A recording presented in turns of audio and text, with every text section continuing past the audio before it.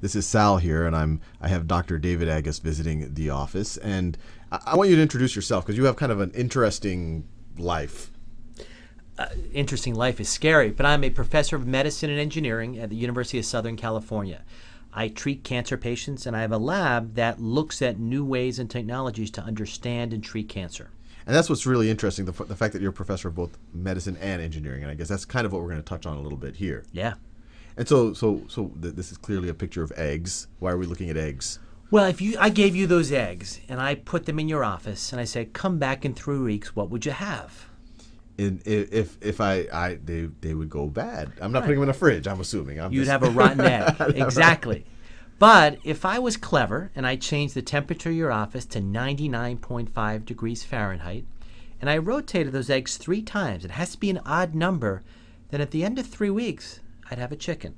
That's what this other picture is. You'd have this.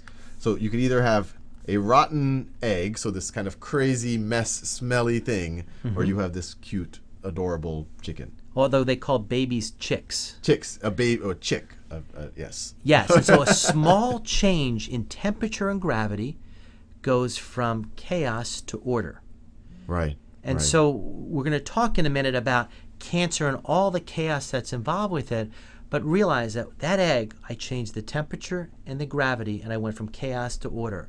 So while it will seem incomprehensible and unable to model cancer, you're going to start to see little changes can have major effects. I see. And this is what's a little bit unintuitive. So when we think about things like cancer, I mean, cancer is not the only one. We imagine that we just have to kill it, or we just kind of have to take it out. But what you're saying is, hey, maybe there's these subtle things, analogous to rotating an egg, 3 times and getting the temperature just right, that can make it automatically do different things. Exactly. To me, cancer is a verb, not a noun. So you're cancering. Cancering. When you have cancer. It's not that you have cancer, you're cancering. And so my goal is to change your state of your body from a cancering to a healthing. Right. And so the first question is, how do you quantitate the state? How do we say who and what you are?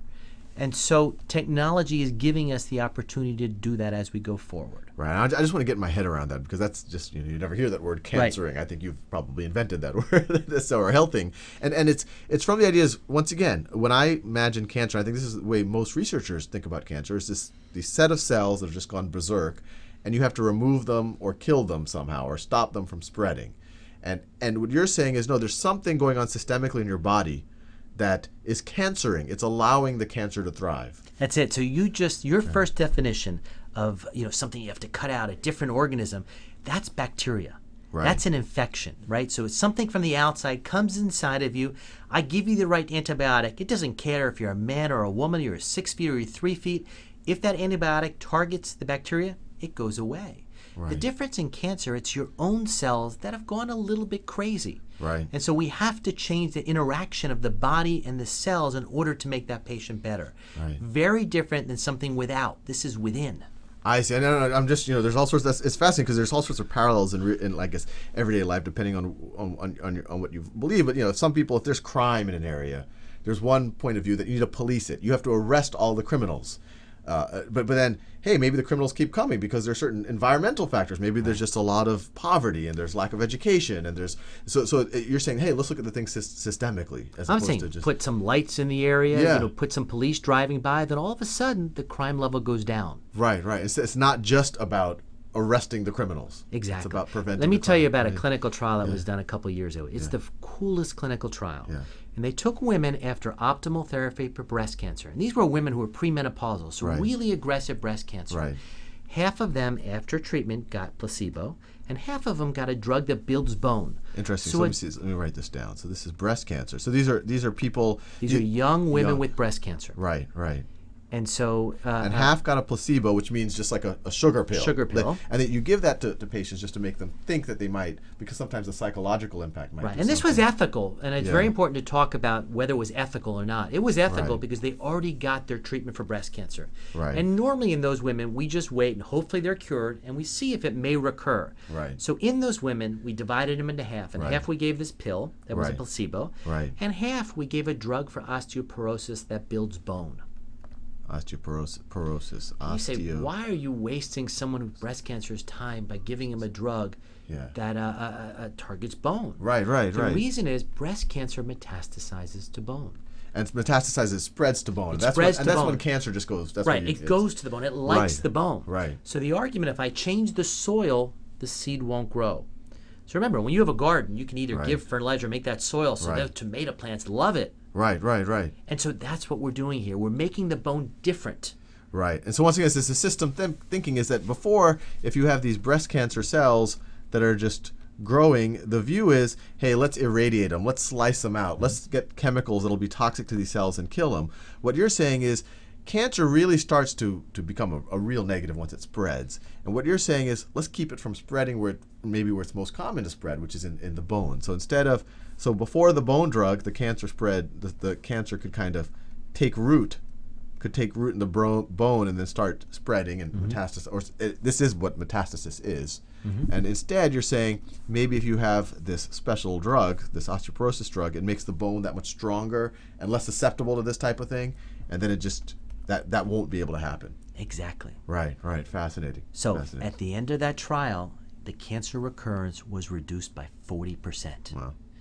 At the end of that trial, new breast cancer, so a separate breast cancer, because once you have one breast cancer, you can get another breast cancer. That was down by 35%. Wow. So this notion of changing the systems, remember, this is a drug that didn't even touch the breast cancer, had a dramatic effect in the survival of these young women. Right. And so again, it just makes us a whole new way of thinking about disease. Right. And so I guess what would be so if we were to put words on things, the way that most of people think about disease right now, you call it kind of a reductionist, or where they're just trying to focus on one narrow part of it. They're trying to focus on this thing right over here, and you're advocating for kind of a more systemic way of thinking about it, where you think about everything that this might involve or that might affect it. It's so wild is that for the last several decades, we're trying to focus on the individual cell, and then the individual gene, and then the piece of a gene, and we forgot to take that step back and look at the whole system. Yeah. And so remember, the cancer is your normal cell that's gone a little bit crazy. Right. So we have to model that whole system and figure out a way to control it so the cancer won't like it. Wow, fascinating. And then we have pictures of what some of these things look like. So what is this right over here? So this is a liver that's taken out of a patient, and the white spots there are colon cancer that's metastasizes, again, spread to the liver.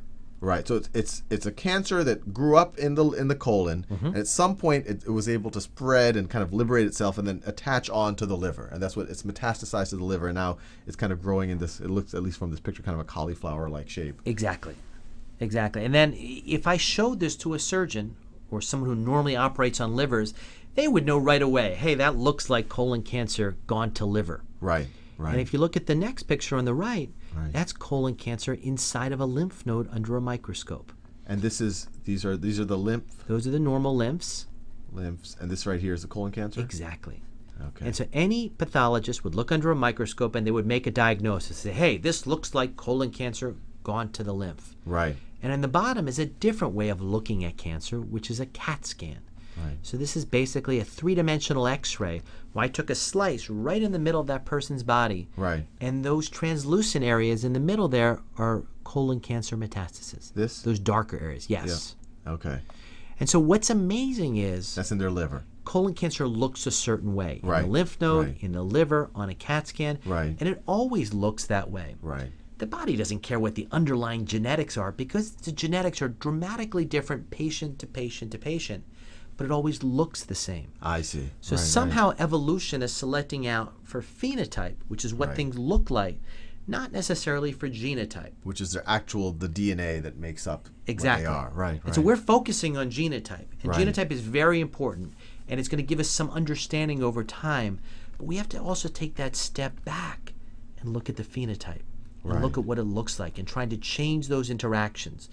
Remember, if a patient has early cancer, we've learned a lot in the last 10 years. Right. So if you have early cancer and I cure you with surgery, the day before surgery, I can always find cancer cells in the blood, even though you were cured. Right. So the old days, we thought, well, you have to wait till it goes out through a bloodstream and gets out there.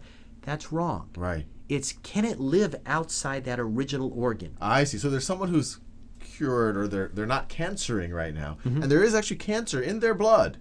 But because they're healthy now or healthier, or they're healthing, or I guess however you want to talk, that cancer isn't able to take hold. And those cells, they can't live anywhere but the colon. Fascinating. So listen to this experiment. Yeah. This is the wildest experiment. They took a mouse, and they took breast cancer, and they put it in the left breast and the right breast. Yeah. And they colored them red and green, the cells. Right. They waited a day. They went back, and the cells were half red, half green, half red, half green. Because we always thought of cancer as something in one local spot. Right. But really is a disease that keeps going through the bloodstream. And it likes those breasts. That's why it keeps going back there. So that's interesting. When I always think of metastases, and I can never say the word, I always imagine, okay, that's the cancer that's finally gotten to the lymph network. It's finally gotten to the blood vessels and now spreading. But you're saying that there's actually often cancer that has gotten to the transportation networks of the body, but it has still not metastasized because it's not able to take hold yet. Exactly. That's fascinating. Exactly. And over time, we're going to get the technology to interrogate those cells to say, hey, this one can take hold here, therefore I have to change where it would take hold. Right.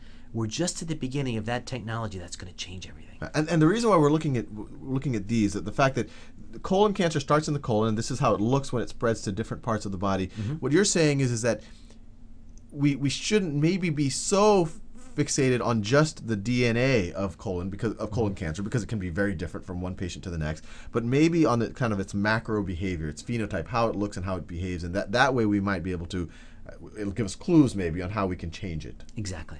Fascinating. Well, thanks a bunch. This is very interesting. It's great.